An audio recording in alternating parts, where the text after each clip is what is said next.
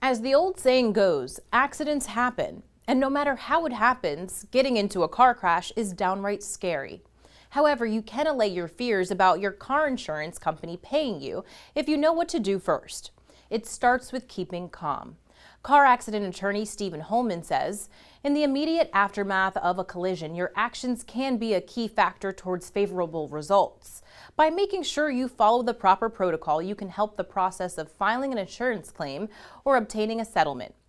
To protect yourself, Holman advises, remain at the scene, check for injuries, call the police, exchange information, get witness accounts, take pictures and video, keep track of medical treatment, and contact your insurance company.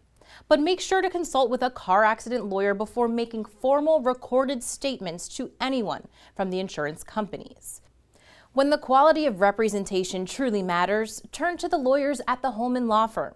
To schedule a free, no-risk consultation, contact the Holman Law Firm online or call 850-435-6909 or toll free at 800-500-5060.